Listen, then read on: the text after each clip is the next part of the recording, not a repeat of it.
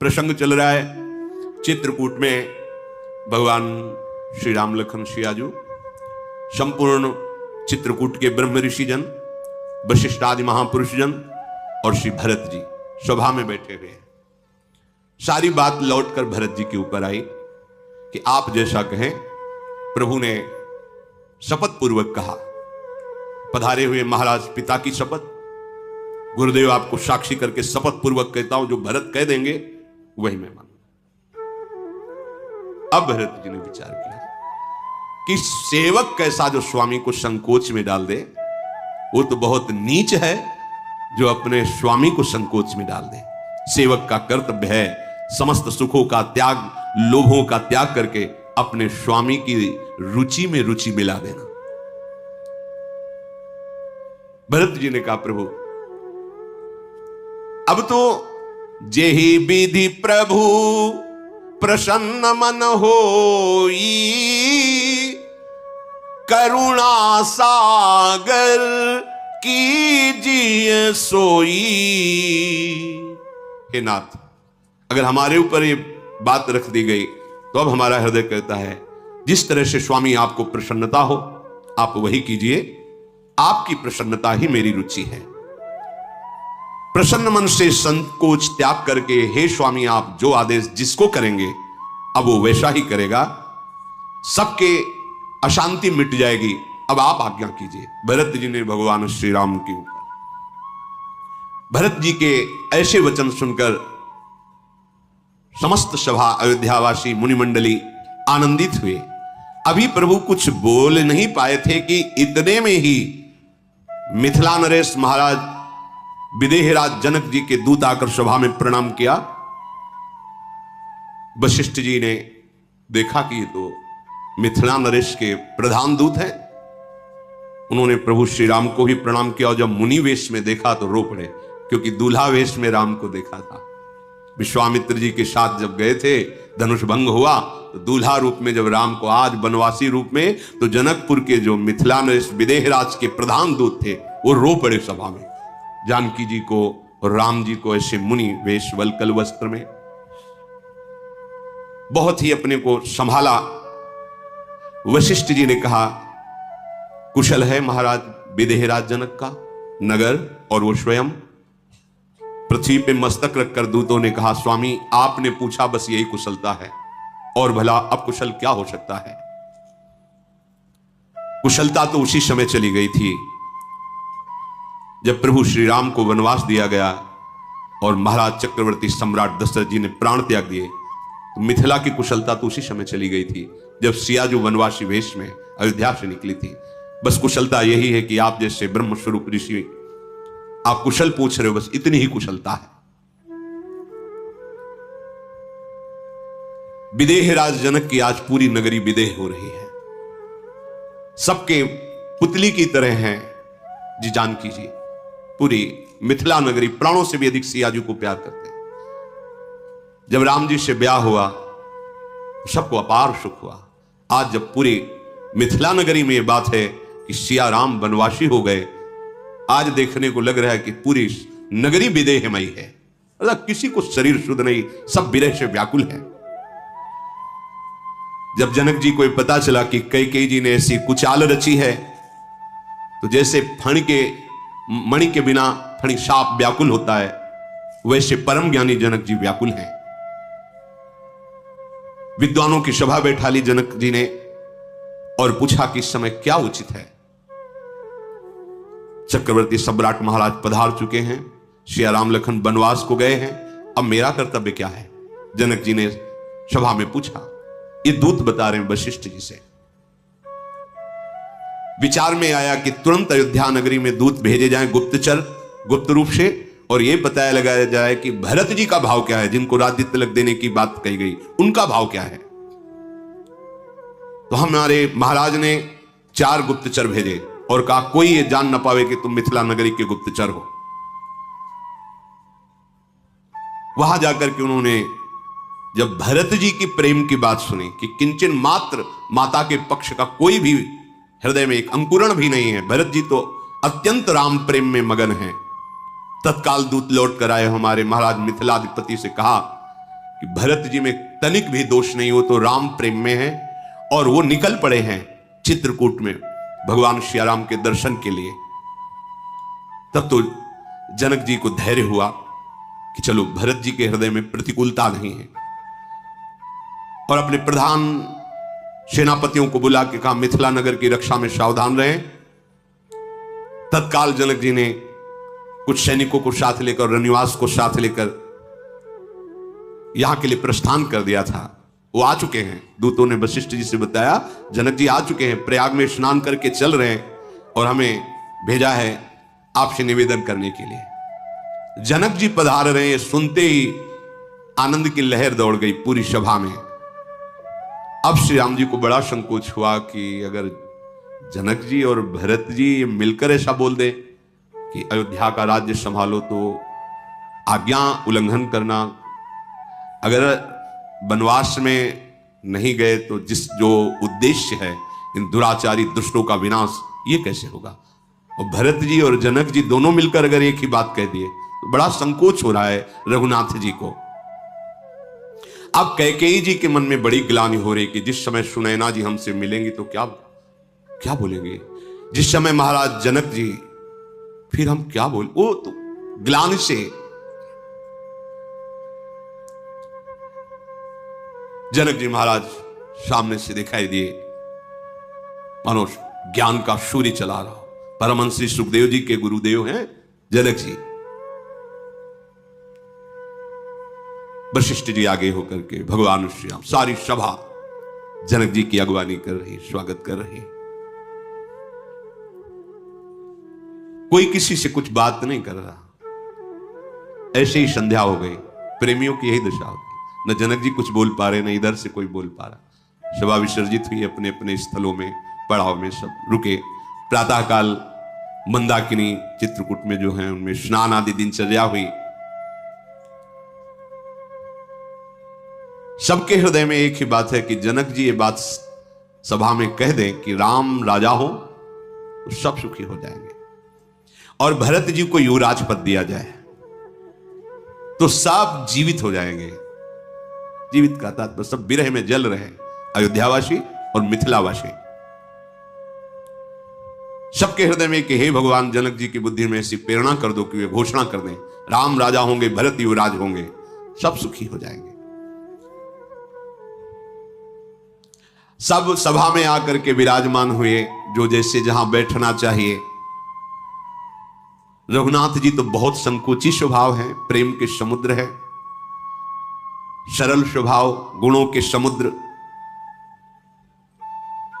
सब श्री राम जी को देख रहे, पूरी सभा चकोर की भांति। प्रेम मगन ते ही समय सब सुनियावत मिथुलेश, सहित सभा संभ्रम उठ्यो रघुकुल कमल दिनेश। अब जनक जी अपने स्थान से सभा में सब खड़े हो गए। परम ज्ञानी, परम महात्मा, जब परमहंस शिरोमणि सुखदेव जी जिनको गुरु माने हैं, उनके ज्ञान की महिमा क्या। और इधर वशिष्ठ जी परम ज्ञानी और ज्ञान का साक्षात लक्ष्य ब्रह्म राम, ऐसी सभा को क्या। बड़े बड़े ऋषि सब जनक जी का आदर कर रहे हैं। जनक जी ने मुनि वंदना की। समस्त अयोध्यावासी परस्पर, जनक जी अयोध्यावासियों को अयोध्यावासी प्रणाम कर रहे हैं। जनक जी के हृदय में यद्यपि विशुद्ध बोध है, पर सिया राम जी के प्रेम की बात है कि जानकी जो राम जी को इस वेश में देखकर अशुभ प्रवाह हो रहा। विदेहराज जनक के हृदय में एक विकलता हो रही, सारा समाज शोक में डूब गया। जब महाराज जनक जी ने व्याकुल होकर कहा कि महाराज दशरथ पधार गए, ये जब हमने सुना तो हमारी मिथिला नगरी सहित हम कितने व्याकुल, ऐसा शोक प्रकट हुआ मानो महाराज दशरथ अभी पधारे हो। बड़े बड़े मुनियों ने दिव्य चर्चा, परमार्थ की चर्चा करके शांति प्रदान की। संसार में विषयी साधक सिद्ध शयाने, त्रिविध जीव जग वेद बखाने। तीन प्रकार के ही मनुष्य पाए गए, एक तो विषयी, और एक भगवत प्राप्ति की साधना करने वाले, और एक सिद्ध जो भगवत प्राप्त हो चुके, तत्वबोध। पर इन तीनों को जो हठात खींच ले उसे प्रेम कहते हैं। ये राम प्रेम का प्रभाव है कि मुनि मंडली सहित जनक जी सबके आंसू चल रहे। नहीं, जनक जी शब्द स्पर्श रूप रसगंध इस पर विजय प्राप्त किए हुए महापुरुष है। बट का विशाल वृक्ष है, सब उसके नीचे विराजमान हैं। उस समय महामहिम विश्वामित्र जी ने जब सुना तो वो भी पधारे उसी सभा में। अब तो आनंद ही आनंद। विदेहराज जनक जी, विश्वामित्र जी, वशिष्ठ जी और सब अयोध्यावासी, महाभागवतिक परिकर और चित्रकूट के सब ऋषि मुनि प्रार्थना की कि जब से मिथिला से चले थे तब से अभी तक जल भी नहीं पिया जनक जी ने सभा में। होगा नहीं, तत्काल व्यवस्था कीजिए, कुछ जाना चाहिए। विश्वामित्र जी ने कहा बिल्कुल इनकी कुछ व्यवस्था कीजिए। जनक जी ने कहा नहीं, यहां हम कुछ खा तो सकते नहीं, ना कोई मिथिला का यहां कुछ खा सकता है।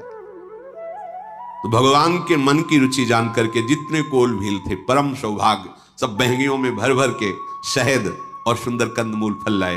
बोले महाराज ये हमारे चित्रकूट का है, आप इसे पान। जनक जी उनको कृतार्थ करने के लिए थोड़ा सा शहद, थोड़ा सा जल, थोड़ा सा फल, ऐसे सब ने पाया। कोई चर्चा ही नहीं हो पा रही। प्रेम में ऐसी व्यवस्था है कि कोई निर्णय ही नहीं निकल पा रहा। 4 दिन बीत गए, रोज आके सभा बैठती, पर सब प्रेम मगन हो जाते हैं। किसी की हिम्मत ही नहीं पड़ती कि आगे के विषय पर बोला जाए। पर सबके हृदय में एक ही बात है कि सियाराम के बिना हम लौटेंगे नहीं। मिथिला की तरफ से आए हुए जनक जी के साथ और अयोध्या में भरत जी के साथ आए हुए सबके मन में है कि जब चर्चा हो, चाहे हमारा तो रोज मंगल में दिन कट ही रहा दर्शन से, पर हम बिना इनको साथ ले वापस नहीं लौटेंगे। और अगर वो साथ नहीं चलेंगे तो हम सब मिथिलावासी और अयोध्यावासी इनके साथ रहेंगे। करोड़ों स्वर्ग सुख है इनके साथ के सामने। समझो यदि हमें प्रिया प्रीतम का साथ मिल जाए, पर आप चाहते कहां प्रिया प्रीतम का साथ? आप तो संसार के भोग चाहते हैं। इसीलिए आपको समझ में नहीं आ रहा परमानंद किसे कहते हैं, भगवदानंद किसे कहते हैं, क्योंकि विषयानंद को ही आपने सर्वस्व मान लिया। थोड़ा तो उठो आप। अब जो कहते कि हम गृहस्थ में, तो क्या गृहस्थ? ये देखो जनक जी महाराज विरक्त के गुरु हैं। सुखदेव जी जैसा कोई विरक्त हुआ है क्या? गर्भ से ही वैराग्यवान, लौट के मुख नहीं देखा अपनी मां का और पिता का। और पिता कौन है? भगवान व्यास देव जी। और गुरु कौन है इनके? जनक जी। और क्या कमी है? रनिवास है, महारानी है, परिवार है, पूरा मिथिला का शासन चल रहा है। ऐसा मत समझो कि गृहस्थ होकर के आप भगवत प्राप्ति नहीं कर सकते, आप भजन नहीं कर सकते। ऐसा नहीं, आप एक भ्रम पाल लिए हैं। हमारा तो काम केवल धन कमाना, विषय भोगना, ये वो बस। भजन करना हो तो बाबा जियों का काम है। ऐसा नहीं, हम सब प्रभु के अंश हैं। हम वो सब प्राप्त कर सकते हैं जो हमें प्राप्त करना चाहिए। सब लोग इसीलिए शांत है 4 दिन से कि हमें तो अच्छा है, रोज सियाराम जी के समीप रहने को मिल रहा है। अगर बात चलेगी तो ये बात होगी कि सियाराम के साथ ही रहेंगे, चाहे यहां चाहे अयोध्या में। सुनैना जी अपने विचार को एक दासी से कहा कि हमको अगर सौभाग्य मिले तो हम राजमाताओं के दर्शन कर लें। सीता जी की माता, सूचना मिली कि उन्होंने आदेश कर दिया है। सुनैना जी तत्काल उस शिविर पर गई जहां कौशल्या आदि माताएं थी। जनक जी का पूरा रनिवास साजबाज से इधर आया। कौशल्या जी ने उठ करके उनका आदर किया, आसन पर बैठा। सुनैना जी ने जब कौशल्या जी का स्वरूप देखा तो विकल हो गई, क्योंकि महाराज अंतर ध्यान हो चुके हैं, करुणा से विकल हो रही है। सुनैना जी ने कहा विधाता की बड़ी बुद्धि टेढ़ी है। दूध के फेन जैसे कोमल वस्त्र को वज्र से प्रहार कर रहा है, बड़ा कठोर है विधाता। ऐसा सुनैना। ये कुछ सृष्टि ऐसी ही है, अमृत तो सुनने में आता है, विष देखने में आता है। विधाता की करतूत बड़ी भयंकर है। दुष्टता की बाहुल्यता होती है, साधुता रौंद जाती है। दुष्टता की बाहुल्यता होती है। कोई एक सतमार्ग में चलना चाहे 50 उसको रौंदने के लिए तैयार हो जाएंगे। सुमित्रा जी ने हाथ जोड़कर सुनैना जी से कहा कि आप ठीक ही कह रही हैं, विधाता की बड़ी विचित्र गति है। वही सृष्टि उत्पन्न करता है, वही पालन करता है, वही नाश कर देता है। कौशल्या जी ने कहा कि नहीं नहीं, इसमें दोष नहीं है। ये जो दुख है, सुख है, लाभ है, हानि है, ये सब हमारे कर्म का फल है, इसमें विधाता का कोई दोष नहीं। कर्म कुछ बिगड़ गए, उनकी गति भोगनी पड़ रही है। शुभ अशुभ का फल हमारे कर्मों का ही फल है। ईश्वर तो सब पर बराबर कृपा कर रहा है, पर हमारे कर्म ही ऐसे बन जाते हैं जो हमको दुख देता है, हमारे कर्म ऐसे बन जाते हैं जो हमको सुख देता है। हे देवी, मोहवश होकर किसी को दोष नहीं देना चाहिए, ये भगवान श्री राम की माता कौशल्या जी ने कहा। सीता जी की माता ने कहा, सत्य वचन, सत्य वचन, आपके वचन सत्य हैं, ठीक बात है, किसी को दोष नहीं देना चाहिए। कौशल्या जी ने दुख में जो हृदय डूबा हुआ उसको संभाल करके कहा सुनैना जी से कि मैं एक बहुत बात से दुखी हूं, अब आप मिली हो तो मैं कह रही, राम लक्ष्मण सिया बन जाए, इससे मुझे कोई विशेष दुख नहीं है। विशेष दुख है कि भरत जीवित नहीं रहेंगे, भरत की चिंता है। यह है माता कौशल्या का हृदय, क्योंकि मैं जानती हूं मेरे राम समर्थ हैं, समर्थ राम हैं, इसलिए मुझे कोई विशेष दुख नहीं। लेकिन मेरा भरत ये राम के बिना जीवित नहीं रह सकता। मैं कभी अपने राम की कसम नहीं खाई, कौशल्या जी ने कहा, पर मैं शपथ खा के कहती हूं भरत जैसा कोई नहीं है। शील, गुण, नम्रता, प्रेम, भक्ति, भरोसा, सद्गुण, भरत जैसा किसी को नहीं। मैंने देखा है, ये भरत हमारे प्रेम दीपक है हमारे रघुवंश में। महाराज ने भी एकांत में बार बार भरत की बढ़ाई की थी। हीरे की परख तो जौहरी जानता है, स्वर्ण कसौटी के कसने पर पता चलता है, ऐसे ही प्रतिकूलता पर पता चलता है स्थिति इसकी कैसी है। मैंने देखा है भरत की स्थिति। मैं कोई प्रेमवश भरत की बड़ाई नहीं कर रही हूं, ऐसे मेरे भरत हैं। सबका हृदय आश्चर्यचकित हो रहा है कि जिनके वो निमित्त बनाकर कैकेयी ने प्रभु को वनवास दिया, उन भरत के लिए माता कौशल्या के हृदय में इतना प्रेम। मैं आपको क्यों बता रही हूं, आप समझ रही हैं ना। कौशल्या जी ने जनक जी की पत्नी से कहा, आपके प्रीतम ज्ञान के भंडार हैं और आप उनकी प्रिया हैं, तो आपको कौन उपदेश कर सकता है। पर मैं इसलिए बता रही हूं, प्रार्थना कर रही हूं आपसे कि यदि आप अपने महाराज को मना लें, जनक जी को, और यह बात रख दें कि मेरा भरत बच जाए। कैसे बचेगा? अगर लक्ष्मण जी को अयोध्या भेज दिया जाए, भरत जी को राम के साथ वनवास भेज दिया जाए, तो मेरा भरत बच जाएगा। नहीं, सत्य कहती हूं, भरत प्राण त्याग देगा, राम के बिना जीवित नहीं रहेगा। ये महाराज जनक जी को आप बता दीजिए। समय हो रहा है, आप अपने शिविर में पधारें। कहना तो नहीं बनता, पर आप जाएं और अवसर पाकर मिथिलाधिपति जनक जी से ये हमारी प्रार्थना कर दें। कौशल्या जी ने कहा। कौशल्या जी के प्रेम को और वचनों को सुन करके जनक जी की प्रिया ने चरण पकड़े कौशल्या जी के और कहा, आप राम की माता हैं, ऐसा कहना कोई आश्चर्यजनक नहीं है। प्रभु अपने नीच जनों का भी आदर करते हैं। जैसे अग्नि धुएं को धारण करती है, पर्वत अपने सिर पर तृण को धारण करती है, ऐसे मैं और हमारे प्राणपति महाराज आपके सेवक हैं, आप आज्ञा कीजिए। जनक जी की पत्नी ने कहा कि मैं और मेरे महाराज आपके सेवक। ये तो आपकी बड़ाई है जो आप ऐसा कह रहे हो कि प्रार्थना करना जनक जी से ऐसा। आपको भला कौन सहयोग कर सकता है जिसके पुत्र ईश्वर भगवान राम हैं? भला सूर्य को दीपक दिखाने की जरूरत है क्या? कोई ऐसा नहीं बाहुबल से श्री राम को परास्त कर दे। मैं याज्ञवल्क्य ऋषि की बात कहती हूं कि उन्होंने एक बार आकर के बताया था कि राम कौन है। पूरी सभा में मिथिला में बताया था कि साक्षात पर ब्रह्म परमात्म तत्व भगवान राम है। और उन्होंने कहा था कि कुछ दिन का ये लीला है, इसके बाद राम राजा होंगे, संपूर्ण अयोध्या सुख से बसेगी, इसलिए आप चिंता मत करें। कौशल्या जी से ऐसा कह के उनके पैर पकड़े और कहा, कुछ समय के लिए यदि अनुमति हो तो सीता जी को अपने साथ ले जाएं। कौशल्या जी ने अनुमति दे दी। अपनी प्रिय जानकी जी को लेकर के जो ही अपने निवास स्थान पे गई तो वहां का जितना परिकर था सब रोने लगा। जानकी जी को ऐसे तपस्वी, जनक जी की लाडली हैं, महाराज दशरथ जी की बहू है, और स्वयं आद्याशक्ति जिनके अंशों से प्रकट हुई वो जानकी जी है। उनको ऐसे वेश में देखकर सबके हृदय में अपार प्रेम प्रकट हो रहा है। जनक जी को पता चला, जानकी जी जब वहां आए तो दौड़ करके जानकी जी को हृदय से लगाया, मानो प्रेम समुद्र में डूब रहे हों। जैसे मार्कंडेय जी प्रलय के समुद्र में डूब रहे थे तो बट वृक्ष को देखा, उसमें बाल रूप प्रभु को देखा, मानो जीवन धारण हुआ।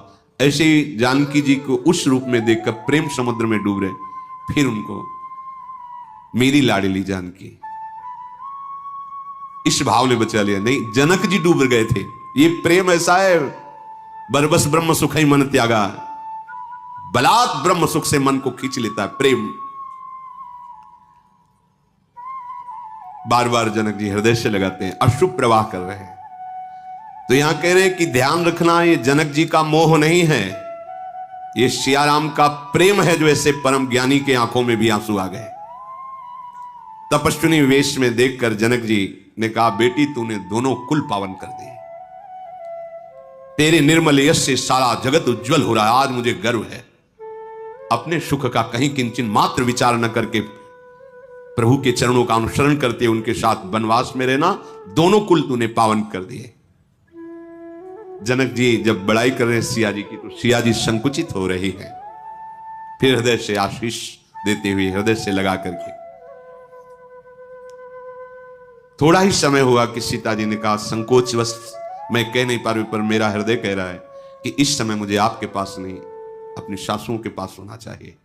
जनक जी ने कहा, उचित विचार है। देखो, हर चरित्र में एक न एक संकेत मिल रहा है। भला कौन सोचता अपने माता पिता से इस समय अलग होने की बात। सियाजू कह रही कि मैं संकोच कह नहीं पा रहे, आप आज्ञा लेकर इधर ले आए, आपके दर्शन पर मेरी प्रार्थना, मुझे पुनः भेजिए, मैं अपनी उनकी सेवा में, सासुओं की सेवा में। बार बार मिली भेंट सिय विदा कीन सन्मानी, कही समय सिर भरत गति रानी सुबानी सयानी। बार बार हृदय से लगाकर सियाजू को कुछ अंगरक्षकों के साथ विदा किया। वो कौशल्या जी के पास गई। अवसर देखकर सुनैना जी ने महाराज जनक जी से कहा कि सावधान होकर सुनना। कौशल्या जी ने एक निवेदन किया है।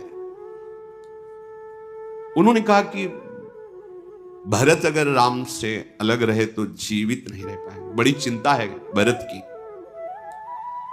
भरत जी उपमा रहित प्रेम को प्राप्त हुए महापुरुष हैं। भरत जी की महिमा वर्णन कर सके ऐसी किसकी वाणी में सामर्थ्य है।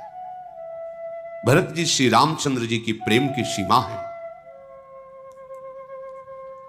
भरत जी के हृदय में जो प्रेम है उसको कैसे वर्णन करें। परमार्थ स्वार्थ समस्त सुखों को जो त्याग करके, परमार्थ स्वार्थ समस्त सुखों को जो त्याग करके भगवत भजन के द्वारा आगे बढ़ता है, उसको ये प्रेम का परिचय मिलता है। भरत जी का एक ही मत है, साधन सिद्ध राम पग नेहू, मोहि लखि परत भरत मतेहू, परमारथ स्वारथ सुख सारे, भरत न सपने हूं मनहू निहारे। जब प्रेम की चाह हो जाती है तो व्यवहार, परमार्थ, धर्म, कर्म, मोक्ष ये सब एक तरफ। परमार्थ व्यवहार बनो कि ना बनो, स्वर्ग नरक अपवर्ग आस नहीं त्रास है, ये प्रेम मार्ग है। न लाज तीन लोकन की, न वेद को कहो करे, न संक भूत प्रेत की, न देव जच्छते डरे, सुने न कान और की, दृश्य न और इच्छना। बड़े बड़े ब्रह्मबोध संपन्न महापुरुषों को भी जो व्याकुल करके अधीन कर ले उसे प्रेम कहते हैं। समस्त साधनाओं का यही फल है भरत जी के मत में कि अपने आराध्य देव प्रभु के चरणों का प्रेम हो जाए। महाराज कौशल्या जी ने प्रार्थना की कि आप कुछ ऐसा सभा में कहें कि लखनलाल अयोध्या जाएं और भरत जी राम जी के साथ रहें, तभी भरत जी जीवित रह सकते हैं। उनकी प्रेम दशा देखकर बड़ा मुश्किल है। अयोध्यावासी मिथिलावासी सब सुखी हो जाएंगे। अगर सत्य प्रतिज्ञ राम वनवास नहीं छोड़ते तो भरत को उनके साथ कर दिया जाए। मिथिलाधिपति जनक जी जब सुबह सभा की तरफ पहुंचे तो प्रभु ने हाथ जोड़कर विनय कर दिया कि आपसे कहने में संकोच हो रहा है, पर अब आप सब पधारें। अयोध्यावासी भी, मिथिलावासी भी, कहने में संकोच हो रहा है, पर उचित यही है कि इस समय सबको अब वापस होना चाहिए।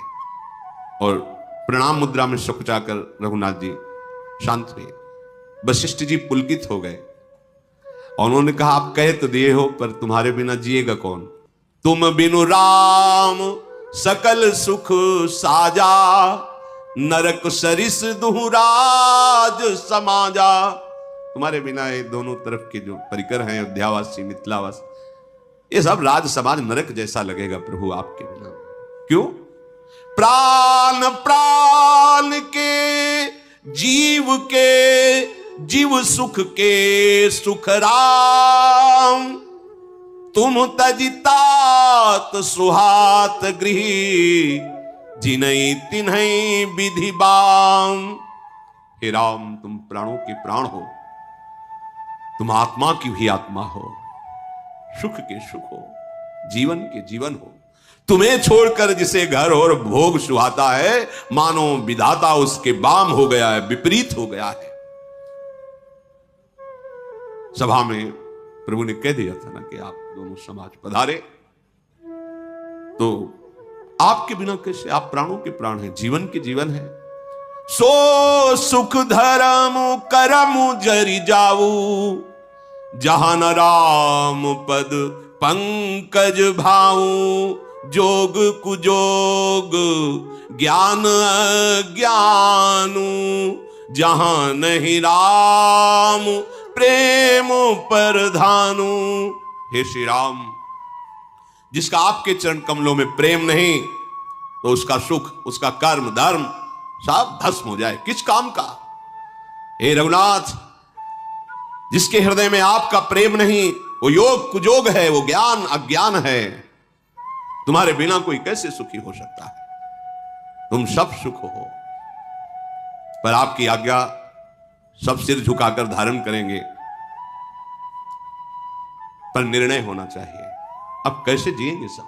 आपने तो कह दिया, जाओ। ज्ञान निधान सुजान सुचि, धर्म धीर नरपाल। तुम बिनु असमंजस समन, को समरथ यही काल। वशिष्ठ जी आदि महामुनियों ने जनक जी की तरफ देखा और कहा, धुरंधर ज्ञान के भंडार हैं आप, परम पवित्र हैं, धर्म का रहस्य जानने वाले हैं, आप ही कुछ निर्णय कीजिए। जनक जी विचार रहे हैं, समस्त सभा विराजमान है। सारी सभा की दृष्टि विदेहराज जनक पर टिकी हुई है। ज्ञान निधान सुजान सुचि, धर्म धीर नरपाल। तुम बिनु असमंजस समन, को समरथ यही काल। भगवान वशिष्ठ जी ने कहा, विदेहराज जनक जी, आप तो ज्ञान के भंडार हैं, परम सुजान है, परम पवित्र हृदय आपका है, धर्म की धुरी को धारण करने वाले हैं। अब आप ही असमंजस को मिटा सकते हैं। कैसे जिए हम अयोध्यावासी, राम वन में है? आप ही बताइए क्या ठीक निर्णय रहेगा। मुनि वशिष्ठ जी के वचन सुन करके जनक जी प्रेम मगन हो गए और कहा, जो स्वयं ज्ञान के समुद्र है, उनके श्रीमुख से ऐसा वचन निकला, कोई आश्चर्य की बात नहीं है। पर प्रभु महाराज ने तो वनवास दिया श्री राम को और अपने प्राण त्याग दिए, और अब हम ये बड़ाई ले कि देखो हम ज्ञानी, हमको तो कोई मोह है नहीं, इसलिए राम वनवास में रहे। यही चाहते हो ना कि हम बोले, ये हम बड़ाई और ले। महाराज ने वनवास देखकर तो प्राण त्याग दिए, ये महामहिमा। और हम कि भाई हम तो ज्ञानी हैं, हमें कोई मोह तो है नहीं, तो राम जी वन में रहे। यही सुनना चाहते हो क्या? मेरा हृदय कितना कठोर है कि महाराज की तरह ये प्रभु की विरह की बात सुनकर इस शरीर को क्यों नहीं छोड़ देता? जनक जी महाराज कह रहे। बड़े बड़े ऋषि मुनि ये देखकर आश्चर्यचकित हो रहे कि ज्ञान शिरोमणि जनक जी बोले, आश्चर्य की बात नहीं, ये भगवान के प्रेम की बात है। बड़े बड़े ज्ञानी जन भी प्रेम विवश हो जाते हैं। सनकादि को केवल भगवान के श्री चरणों की चढ़ी हुई तुलसी की गंध ने इतना व्याकुल कर दिया कि रोक देने पर असह्य नहीं हो गया। हमारे प्रभु शब्द स्पर्श रूप रसगंध के विजेता ज्ञानियों के भी चित्त में बलात् प्रेम आकर्षण कर दे, ऐसा प्रेम है। भरत जी खड़े हुए, सबको प्रणाम किया। जनक जी ने कहा, तात सुनो भरत, तुम जानते हो प्रभु श्री राम का स्वभाव, ये सत्यव्रत हैं, धर्मपरायण हैं और सबके प्रति कृपा और स्नेह से भरे रहते हैं। इनको बहुत संकोच हो रहा है। हमारी राय है कि अगर तुम निर्णय कर दो तो बहुत अच्छा रहेगा। जनक जी ने भरत जी के नेत्रों से आंसू बहने लगे और कहा, प्रभु आप हमारे गुरुदेव वशिष्ठ जी, पिताजी महाराज, इनके समान पूज्य और ज्ञान संपन्न है। महामहिम विश्वामित्र जी विराजमान हैं, बड़े बड़े तपस्वी ऋषि मुनि विराजमान हैं। बार बार हमारे ऊपर ही छोड़ दिया जाता है कि भरत जैसा कहे वैसे आप गुरुजनों के सामने नहीं बोलना चाहिए, पर अवसर है। बहुत विचार करके आप सबके चरणों के प्रताप से यह निश्चय हो पाया है। आगम निगम प्रसिद्ध पुराना, सेवा धर्म कठिन जग जाना, स्वामी धर्म स्वार्थ ही विरोधु, बैर अंध प्रेम ही न प्रबोधु। वेदों में, शास्त्रों में, पुराणों में सब जगह विचार पूर्वक खोजने पर पता चला कि सबसे कठिन और बड़ा धर्म है सेवक धर्म। कठिन और बड़ा धर्म है सेवक धर्म। सेवक धर्म में केवल स्वामी के प्रति कर्तव्य का पालन और अपने सुख की कोई चाह नहीं। स्वामी धर्म स्वार्थ ही विरोधु, अपने सुख की कहीं कोई चाह नहीं, केवल स्वामी को कैसे सुख पहुंचे, यह सेवक धर्म है। जैसे जब वैर प्रकट हो जाता है तो फिर वह अंधा हो जाता है, उसे दिखाई नहीं देता। ऐसे ही जब प्रेम प्रकट हो जाता है तो स्वार्थ धूल दूषित हो जाता है। वो केवल अपने प्रीतम को सुख पहुंचाना चाहता है, जिसमें प्रीतम सुखी रहे। इसलिए राखी राम रुख धर्म व्रत, पराधीन मोहि जानी, सबके सम्मत सर्वहित करी प्रेम पहचान। मैं पराधीन हूं, अर्थात मैं श्री राम के अधीन हूं। मैं स्वतंत्र नहीं कि मैं जो चाहूं बोल दूं। मेरी रुचि राम रुख लेके चलेगी। मेरे प्रभु सत्य का व्रत धारण करने वाले हैं, सबके प्रेम को पहचानने वाले हैं। इसलिए बस मैं यही कह रहा हूं, मैं पराधीन हूं। भरत जी की बात सुनकर जनक जी सराहना करने लगे कि समझो भरत जी के गूढ़ शब्द। सुगम और अगम, थोड़े शब्द हैं पर सुगम और अगम, सुंदर, कोमल और कठोर। बड़े बड़े ज्ञानी जन बैठे, विचार कीजिए भरत जी की बात को। दर्पण हाथ में है पर नेत्रहीन को मुख नहीं दिखाई देगा। ऐसे ही ज्ञान के बिना, ज्ञान नेत्र है, भरत जी की बात समझ में नहीं आएगी।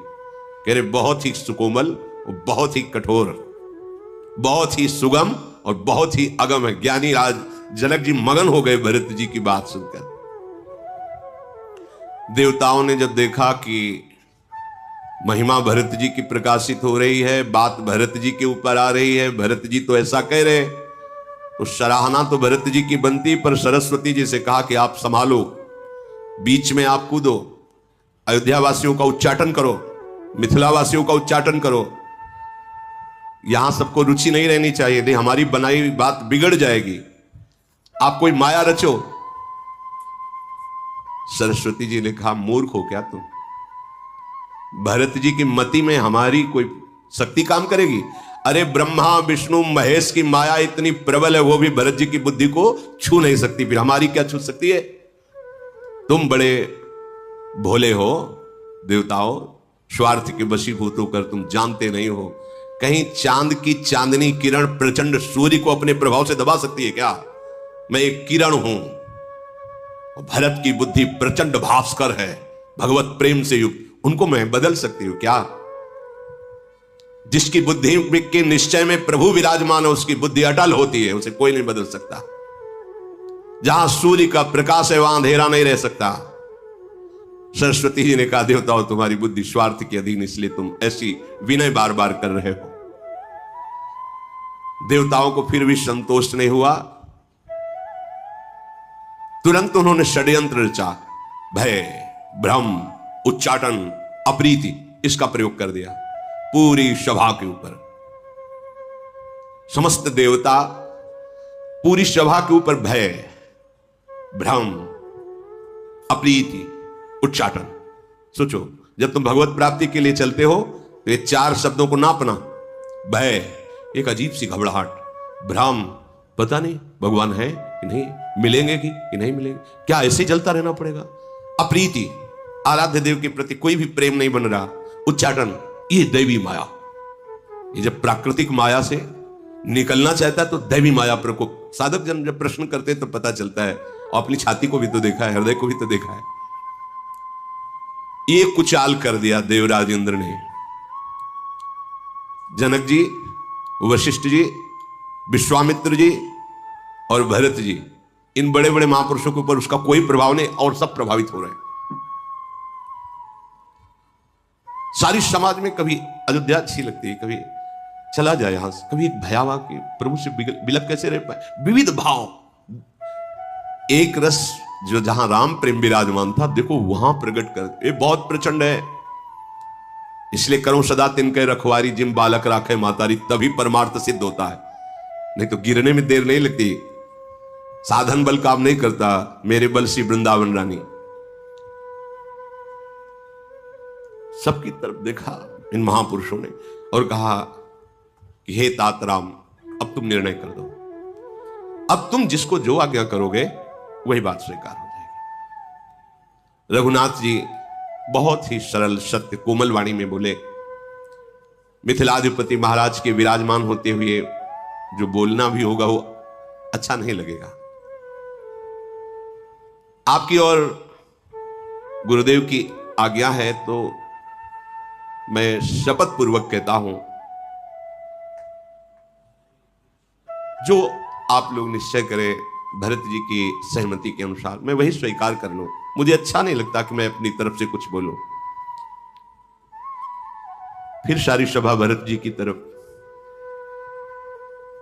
भरत जी बड़े संकोच में हो गए कि बार बार घूम के बात मेरे ही ऊपर आ जाती है। बड़ा भारी धैर्य समझकर अपने प्रेम को संभाला। भरत जी प्रणाम करके हाथ जोड़ करके विनय पूर्वक कहा, क्षमा कीजिए, जब बात हमारे ही ऊपर आ जाती है तो आप गुरुजन हैं, वशिष्ठ जी, जनक जी, सब माता पिता सुहृद मित्र गुरु स्वामी पूज्य परम हितैषी अंतर्यामी सब यहां विराजमान है सब। और मैं शरणागत हूं। शरणागत का हित करना आप सबका स्वभाव है, आदर करना, अवगुणों को ढक लेना, ये आपका स्वभाव है। आप जैसे स्वामी और मेरे जैसा द्रोह करने वाला सेवक पर आप बार बार हमारे ऊपर ही निर्णय छोड़ देते हैं। तो हमने देखा है त्रिभुवन में कोई ऐसा नहीं है जो ईश्वर की आज्ञा को मेट सके, और हमारे ईश्वरों के भी ईश्वर भगवान श्री राम है। ये ऐसे स्वभाव के हैं कि ढिठाई को भी सेवा मान लेते हैं। नाथ, यद्यपि मैं दूषण युक्त हूं पर आपको सब भूषण दिखाई दे रहा है। आपकी स्वभाव, आपकी रीति, हमने तो देखा है कि एक बार जो आपको प्रणाम कर ले आप जीवन भर उसका निर्वाह करते हैं। सकृत प्रणाम किए अपनाए, एक बार प्रणाम कर ले तो जीवन भर, एक बार प्रणाम किया था इसने, इसलिए इसकी रक्षा करनी चाहिए। ऐसे तो आप हमारे स्वामी हैं। मैं भुजा उठाकर प्रण रोप कर कहता हूं कि स्वामी की इच्छा के सिवा मेरी अब कोई इच्छा नहीं रह गई। भरत जी ने कहा कोई इच्छा नहीं है, जो हमारे स्वामी की इच्छा। हमारे स्वामी को स्वभाव अपने सेवक की बिगड़ी हुई बात को संभाल देना। कृपालु, कौन आपकी महिमा का वर्णन पूर्ण रूप से कर सकता है। आपके चरण कमलों की रज को साक्षी बना करके अपने सुख की चरम सीमा में यही समझता हूं कि सोते जागते उठते बैठते मैं आपकी आज्ञा का पालन करूं। भरत जी ने कहा कोई स्वार्थ, कोई कपट, अर्थ धर्म काम मोक्ष या इनकी किसी की आकांक्षा मेरी कोई नहीं। बस अब हमारे हृदय में रह गई मेरे स्वामी प्रभु श्री राम जो आज्ञा करे मैं मन वचन कर्म से उसी का पालन करूं। देव, बस अब मुझे आज्ञा रूपी प्रसाद मिल जाए, यही हमारी इच्छा है। अगर हमारे ऊपर बार बार बात डाल दी जाती तो बस एक ही इच्छा रहेगी, मेरे स्वामी श्री राम मुझे आज्ञा रूपी प्रसाद दे और मैं मन वचन कर्म से आजीवन उनकी आज्ञा में रहूं। बस अब वो जो आज्ञा दे दे। भरत जी ऐसा कहकर प्रेम विवश हो गए। कृपा सिंधु भगवान श्री राम भरत जी का हाथ पकड़ करके अपने समीप बैठाला और स्नेह करने लगे। दोनों समाज ये देख करके प्रेम विकल हो रहे हैं। इंद्र ने फिर सोचा ये तो बहुत प्रेम विवश हो रहे हैं। उनका मन छली है, कपटी है इंद्र का। पूरी ताकत लगा के इंद्र पद की जितनी सामर्थ्य मिली थी उन्होंने उच्चाटन का प्रयोग कर दिया सबके अंदर। देखो दैवी माया का प्रकोप। श्री राम जी के प्रति जो प्रेम सबके हृदय में, उसमें उच्चाटन। चलो अयोध्या, चलो मिथिला, वापस चलो। बचना, ये देवता लोग ये नहीं कि वहीं करते हो। जब साधक भगवत प्राप्ति के नजदीक पहुंचना चाहता है तो ये पैदा कर देते हैं उच्चाटन। साधन को हरिभजन है, कै सत्संग सहाय। इस यात्रा में सहायक है सत्संग। ऐसी माया का प्रयोग किया देवराज इंद्र ने, सबका मन चंचल हो गया, सबके मन में उच्चाटन हो गई। कभी वन अच्छा लगता, कभी घर अच्छा लगता। ऐसी दुविधामयी स्थिति हुई कि जैसे दो नदियों का संगम हो रहा हो तो जल उछलता है, ऐसे मन की दशा। एक अशांति, सामने प्रभु विराजमान है, एक ये दैवी माया, क्योंकि उन्हीं की शक्ति से वो संपन्न है। भरत जी, जनक जी, मुनिजन, मंत्री और ज्ञानी साधु संतों को छोड़कर कोई ऐसा नहीं बचा जिस पर देव माया ने अपना प्रभाव न लगा दिया हो। धर्म धुरंधर, धीर, नीति में चतुर, सुख समुद्र श्री रघुनाथ जी ने देखा तो हंस पड़े कि देवताओं तुम्हें अब भी तसल्ली लगी। सारी की सारी सेवा तुम तुम्हारे लिए ही कर रहे, फिर भी हमारे सब अयोध्यावासी सब जनों को प्रभु ने ये दशा देख करके विचार पूर्वक, परिणाम में सबका मंगल हो। हे तात, कर्म से, वचन से, मन से निर्मल तुम्हारे सामान केवल तुम ही हो। गुरुजनों की सभा में हे छोटे भाई भरत, तुम्हारा यश गान करना ठीक नहीं रहेगा, पर गुरु प्रसाद से माता पिता गुरु स्वामी की आज्ञा का पालन करना सबसे बड़ा धर्म होता है। तात, अब मेरी बात पर ध्यान दो। तुमको सिर्फ वही करना है जिससे पिता की आज्ञा का पालन हो। पिताजी ने हमें आज्ञा करी है 14 वर्ष का वनवास।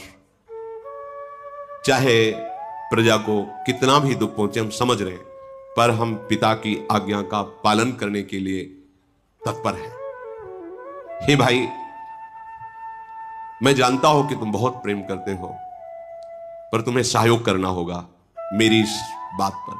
14 वर्ष तक तुम्हें भारी दुख सह करके भी हमारे पिता की आज्ञा पालन में सहयोग करना होगा। अर्थात हमारा वन निश्चित है और तुम्हारे अयोध्यापुरी में मेरे लिए कष्ट सहते हुए राज्य का पालन करना होगा।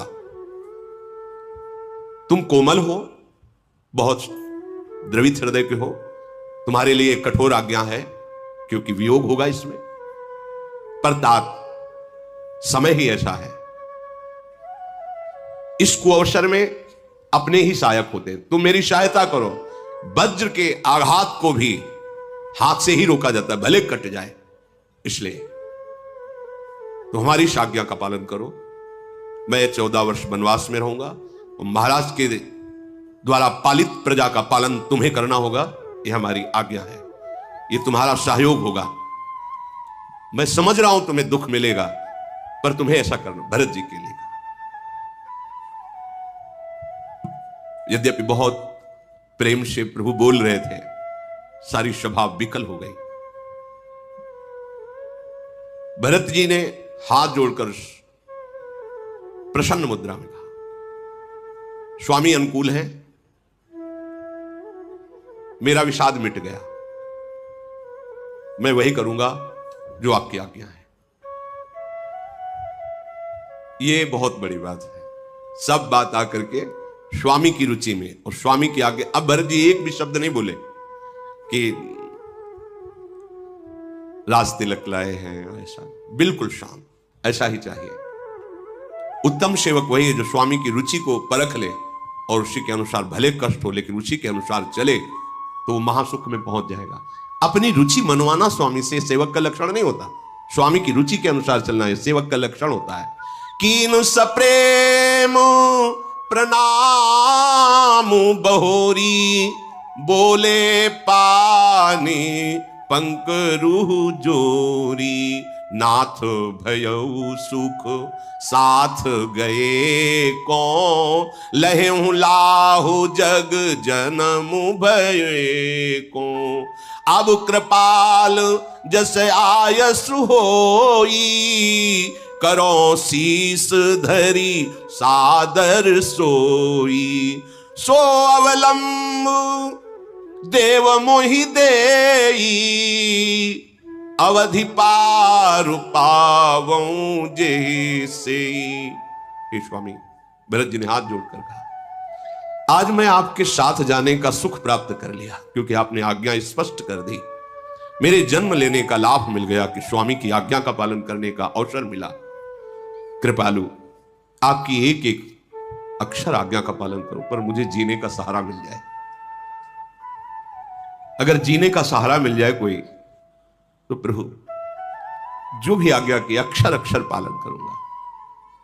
जीने का सहारा भगवान ने जानते हो क्या दिया?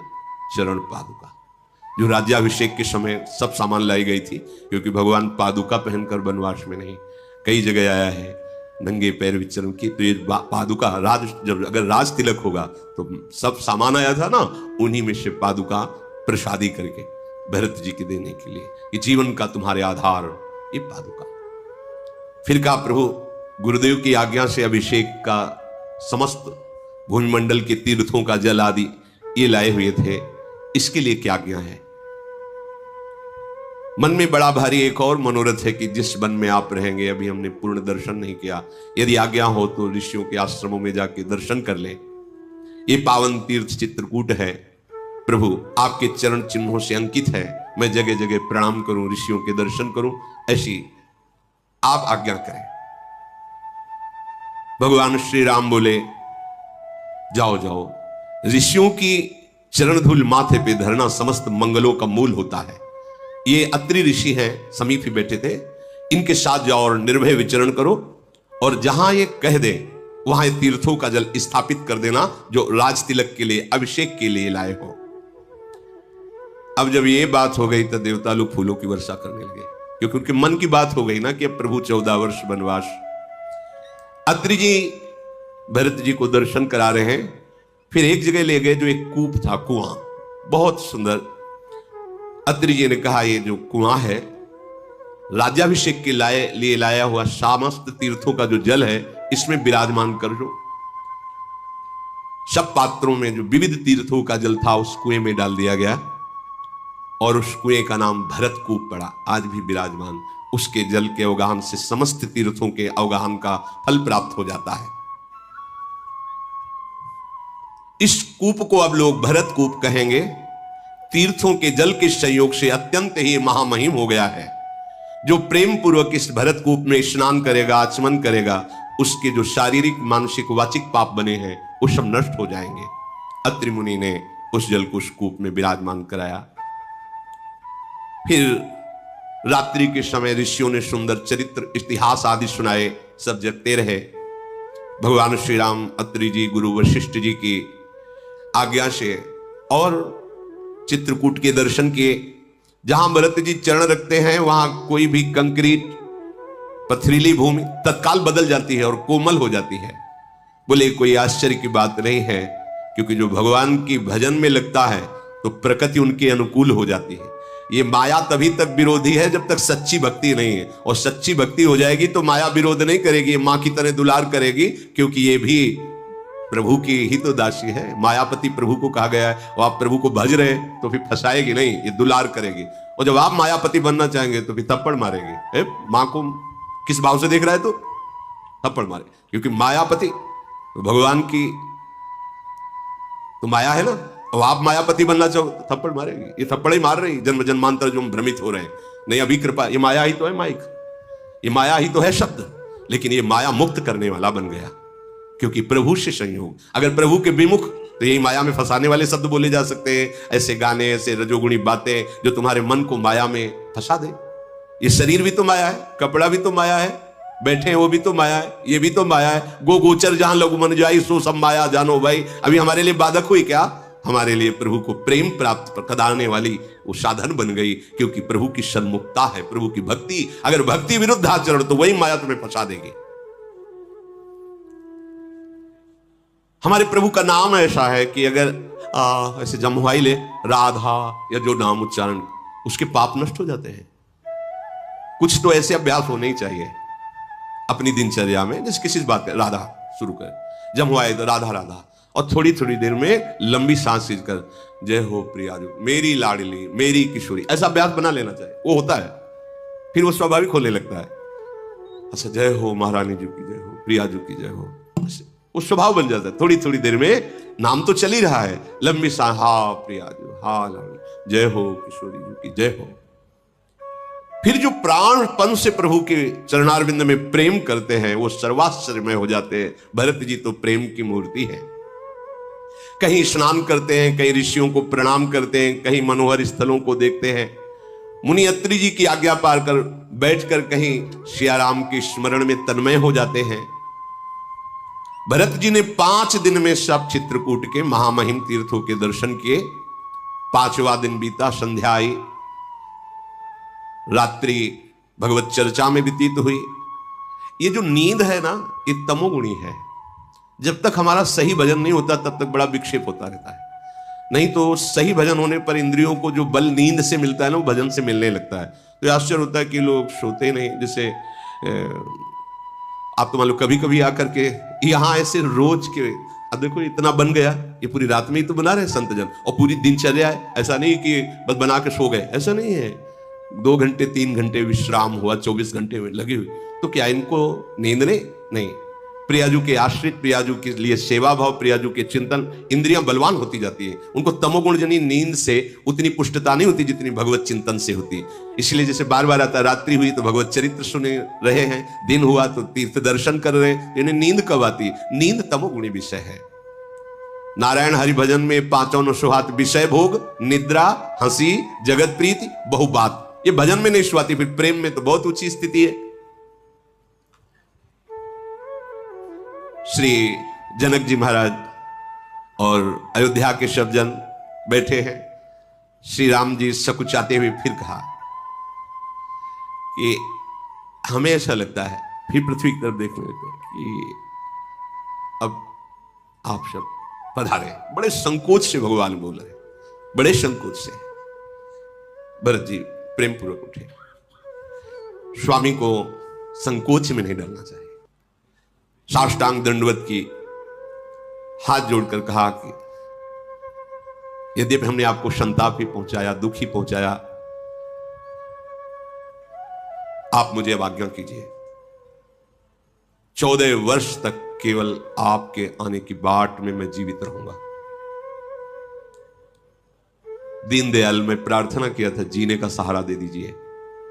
कोशलाधीश और कुछ जो अयोध्या वासियों की सेवा के लिए विशेष आज्ञा हो वो आप मुझे दीजिए। दीनबंधु परम चतुर भगवान श्री राम भरत जी के ऐसे छल रहित वचन सुनकर के बोले, हे तात, तुम्हारी, मेरी, परिवार की, घर की, वन की सारी चिंताएं तो गुरुदेव संभाल रहे हैं। वशिष्ठ जी और महाराज जी जनक का भी हम पर वरद हस्त है, इसलिए मुझे और कोई चिंता नहीं है। जब सिर पर गुरुदेव कृपा होती है तो कुछ संभालना नहीं पड़ता। विश्वामित्र जैसे महर्षि हमें अपना मानते हैं, मिथिलाधिपति जैसे ज्ञानी महाराज जनक हमें अपना मानते हैं, तो ऐसों को कहीं कोई अनर्थ स्पर्श नहीं कर सकता। बस हमारा और आपका एक ही पुरुषार्थ है कि कभी इनकी आज्ञा का उल्लंघन ना हो। तुम्हें नहीं संभालना, संभालेंगे तो ये सब, बस तुम्हें केवल देखना है। भगवान श्री राम कह रहे कि हमारा स्वार्थ, पुरुषार्थ, सुयस, धर्म, परमार्थ ये सब इसी में है कि कभी गुरुदेव की आज्ञा का उल्लंघन ना हो। जैसा वशिष्ठ जी महाराज कहे वैसे ही आपको चलना है। जो गुरुदेव की आज्ञा का पालन करता है उसे लोक और वेद दोनों में बड़ाई प्राप्त होती है। गुरु की आज्ञा बहुत बड़ी बात भगवान कह रहे, चले हु कुमग पग परहि न खाले। यदि आपको ऐसा लग रहा है कि ये आज्ञा तो कुमार्ग की है, तो बोले उस पर भी चलने पर तुम कभी लड़खड़ा नहीं सकते, विजय को ही प्राप्त होगे। चले हु कुमग पग परहि न, तुम्हें लग रहा है कि गुरुदेव ने जो आज्ञा की वो ठीक नहीं है, पर यदि उनकी आज्ञा पे चल गए तो वो तुम्हें लगा केवल वो पहुंचा ही परम तत्व पर देगा। चले हु कुमग पग परहि न खाले, अस विचार सब सोच बिहाई, पालहु अवध अवधि भर जाई। 14 वर्ष तक गुरु आज्ञा में रह करके अयोध्या वासियों का पालन करो। तात संपूर्ण देश, खजाना, कुटुंब, परिवार, इस सब की जिम्मेवारी गुरु चरण रज निर्वाहेगी। भगवान श्री राम कह रहे तुम्हें तो केवल महामुनि गुरुदेव वशिष्ठ जी की आज्ञा में रहना है, और माता और मंत्रीजन इनकी सलाह लेकर के ही कोई कार्य करना है। श्री रघुनाथ जी कह रहे कि हे भरत, तुम धर्म का सार आज्ञा पालन में समझो। बार बार भगवान इस शब्द पर जोर दे रहे हैं। जैसे मन के भीतर मनोरथ छिपा रहता है, ऐसे ही आज्ञा के भीतर सारे सुख छुपे रहते हैं। केवल आज्ञा पालन। बहुत अच्छी तरह से भरत जी को आज्ञा पालन के लिए समझाए, और भरत जी को भगवान है समझा रहे हैं, हम सबको निमित्त भरत जी को बुला रहे हैं। भरत जी का शील, गुरुजनों, मंत्रियों और समाज की उपस्थिति राम जी इतना कह करके संकोच कर रहे हैं। भरत जी बार बार कह, प्रभु उस बात पे तो आपकी दृष्टि नहीं गई, कहा था जीवन जीने के लिए कोई सहारा दे दो। भगवान ने पादुकाएं मंगाई, उन्हें अपने चरणों में पहना। यद्यपि बड़ा संकोच हो रहा है कि गुरुजनों के सामने ऐसा, पर भरत जी के प्रेम के आगे संकोच काम नहीं किया। प्रभु ने कृपा करके प्रसादी की पादुका भरत जी को ले, भरत जी ने दोनों पादुका लेकर के सर पर धारण किया, मानो सियाराम ही साथ चल रहे हों। ब्रह्मावर्त बिठूर में हमने एक संत भगवान के दर्शन करने गए। जीवन तभी मंगलमय होता संतों के दर्शन से ही होता है। उनकी गुरु निष्ठा देख करके हृदय, क्या हमारे अंदर भक्ति है। ऐसे गुरु जी की पादुका, गुरु जी की लंगोटी से छाती में ऐसे पादुका बांधे, हर समय रात दिन गुरु पादुका ऐसे वक्षा स्थल पर ऐसे दर्शन करे। कैसी गुरु निष्ठा, हर समय पादुका जी छाती पे ऐसे धारण किए हुए। भरत जी ने पादुका उठाई, मस्तक से लगा रहे, नेत्रों से लगा रहे, हृदय से लगा रहे हैं। मानो करुणा निधान ने भरत के प्राणों की रक्षा के लिए ये 2 पहरेदार दे दिए, भरत के प्राण न निकलने पाए। पादुका जी कैसे, मानो भरत के प्राणों की रक्षा के लिए 2 पहरेदार दे दिए। मानो भरत जी के प्रेम रूपी हृदय के डिब्बे में साक्षात सियाराम पादुका के रूप में विराजमान। मानो रघुकुल की रक्षा के लिए 2 किवाड़ मिल गए बंद।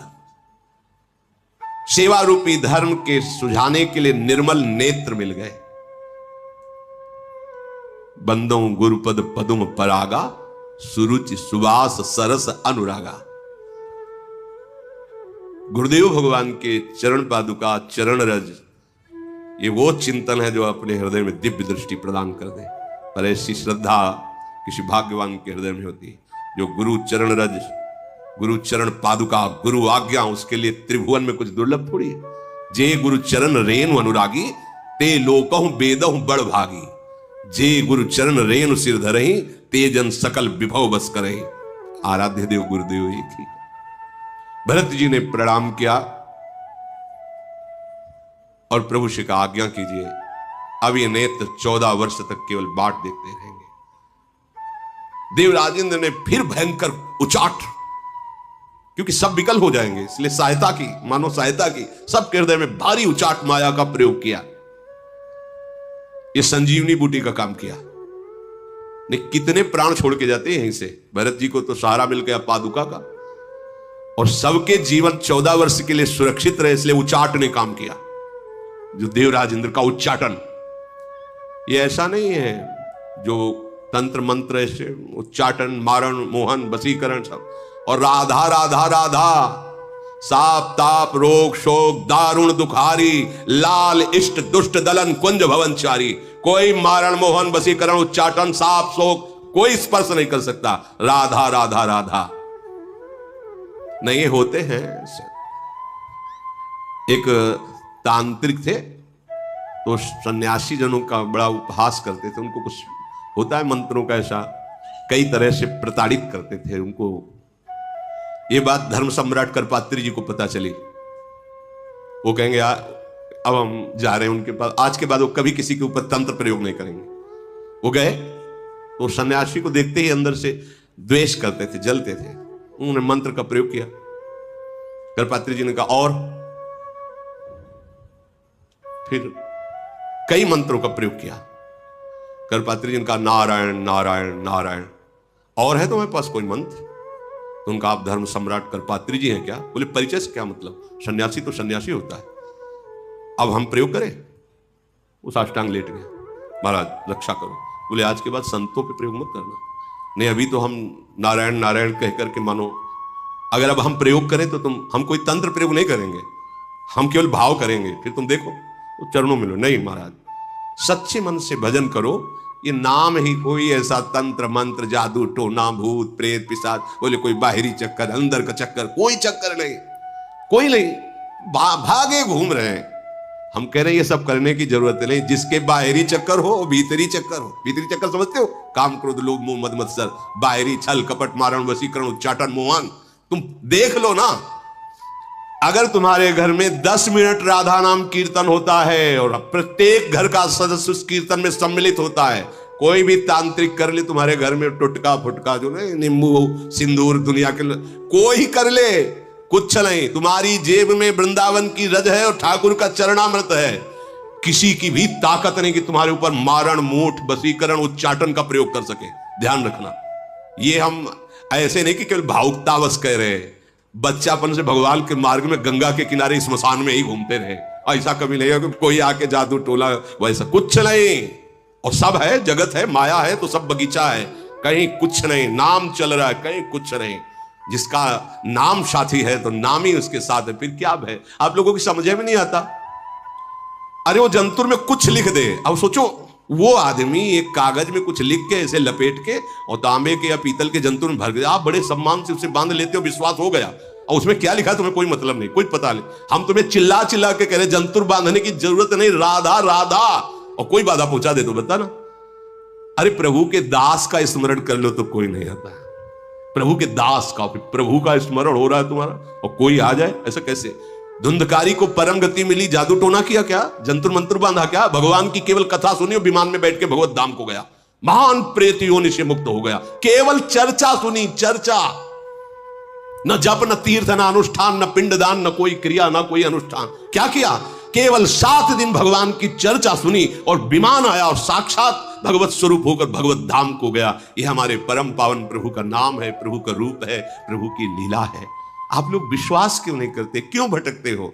अरे सत्य तो कोई है ना, सच्चिदानंद प्रभु का नाम परम सत्य है, मान लीजिए। और जब आपको कहीं भय लगे, कहीं समस्या में फंसे होना, ये महापुरुषों से सुनी हुई बात करें। एक गरीब आदमी बेटी के ब्याह के लिए जमींदार, पहले जमींदार जन होते थे, तो उनके पास गए और कहा, मालिक हमारी बेटी का ब्याह है तो कुछ रुपए, तो उनका कुछ धरो, उसके बदले में रुपए देंगे, सोना चांदी कुछ है। उनका मालिक हमारा घर है, मेहनत करके कमाते हैं, बस उतना ही है, अब सोना चांदी होता तो हम आपके पास क्यों आते। तो घर की लिखा पढ़ी करवा ली। जो भी अर्थ बारात की सेवा भोजन के लिए, ब्याह हो गया, मेहनत करके वो पैसा वापस करने, ये मालिक पैसा, तो पैसा भी वापस कर लिया और कहा ठीक है कागज दे देंगे। अभी महीना 15 दिन बाद फिर सेवक से बुलवाया, उसे कहा पैसा वापस किया नहीं? बोले मालिक उस दिन दे तो गए थे। बोले पैसा नहीं दिया, नहीं मिलेगा घर का कागज, घर खाली कर। नहीं मालिक हम तो पैसे दिए थे, आप कह रहे थे फिर कागज दे देंगे। तो थोड़ा बेईमानी करने के विचार में थे वो। तो कुछ जो गांव के पढ़े लिखे लोग थे, उन्होंने कहा तुम सरकार में इस बात की रिपोर्ट करो तो आपका मुकदमा होगा, फिर वहां विजय हो जाएगी।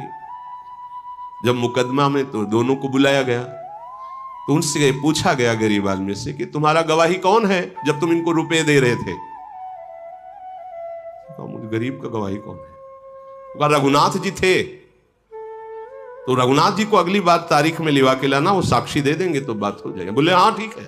उसको विश्वास था कि कौन सी ऐसी बात है जो भगवान सुन नहीं रहे, कौन सी ऐसी बात है जो भगवान जानते नहीं है, कौन सी ऐसी जगह जहां भगवान है नहीं। तो जब कोई नहीं था तो भगवान तो थे ही ना, तो इसलिए कह दिया रघुनाथ थे। तो बोले अगली तारीख को रघुनाथ को हाजिर करना और वो गवाही दे देंगे। तो जमींदार खुश हो गया कि कोई तो था नहीं, हम थे, ये थे।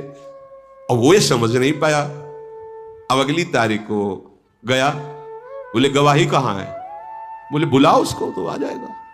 तो होते ना, रघुनाथ हाजिर हो, एक लकड़ी ली हुई, 60-65 वर्ष की अवस्था। हाँ मालिक। बोले खड़े हो इसमें। तुम देखा था जब रुपए दे रहे? मैं वहीं था मालिक, मैं वहीं था जब 1 रुपया दे रहे थे, हम वहीं थे। जमींदार ने कहा तुम कब थे?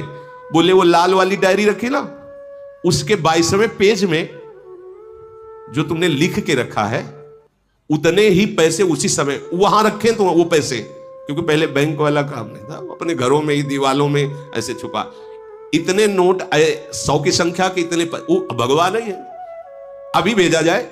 भेजे गए वो डायरी, वो रुपया। जमींदार मुंह बगाड़ के रह गया। और वो जो गरीब आदमी था बार बार बूढ़े को देख रहा है कि मैंने कभी तो देखा नहीं। अब वहां कोई प्रमाण की जरूरत नहीं थी। दंड दिया गया, घर वापस किया गया, दंड दिया गया जमींदार को, और उनका घर वापस किया गया और सम्मान दिया गया। अब सोचा कि अदालत के बाहर निकल करके मैं इस रघुनाथ से बात करूंगा कि तुम यार कहां थे, कौन हो तुम? पर विश्वास था कि भगवान, जो ही बाहर निकले तो न कोई वहां गवाह देने वाला कोई। बस मन में निश्चय किया जो मेरी गवाही देने के लिए साक्षी है, अब जीवन उन्हीं के लिए समर्पित, निरंतर नाम जपकर वो भगवत प्राप्त महापुरुष हो गया। हमें विश्वास करना चाहिए भगवान नाम में अपार सामर्थ्य है। यदि आपके पास नाम है तो आप सर्व समर्थ हैं। बस ध्यान रखना, डरना मत, कहीं मत डरना, अधर्म मत करना, और नाम जप करना। जहां से तुम्हें डर लगे वहीं तुम खड़े होकर के आराम से बैठ करके, लेट करके चैन से देखो कौन सा डर तुम्हें छू रहा है। ये हमने देखा है। बच्चा थे तो जहां मन डरवाता गंगा किनारे, यहां कोई डर है, तो हमारा थोड़ा जिद्दी स्वभाव था। अब हम डर को देखेंगे, मरने ही तो निकले हैं यार, डरना क्या। अब हम देखेंगे कहां भूत है, बोले वहीं गए, कुछ नहीं, वहां डर लग रहा है, वहीं बैठे खड़े, राधा अंदर जो मन से चल, अब कुछ नहीं, कोई डर नहीं। ये मन बहुत बदमाश है, इसकी कहने में मत बोलना। जहां तुम्हें डर लगे नाम जप करते हो, देखना वहां डर है ही नहीं। और नाम जप नहीं है तो अपने आप मन तुम्हें डरवाता और क्लेशित करता है। सब सुखों का एकमात्र उपाय, सब मंगलों का महामंगल, सब दोस्तों का दोस्त, सब रक्षकों का रक्षक प्रियाजू का नाम राधा राधा राधा। भरत जी अनुमति मांग रहे, अभी और एक दूसरे के नेत्रों से नेत्र मिलने दीजिए, शेष चर्चा आगे।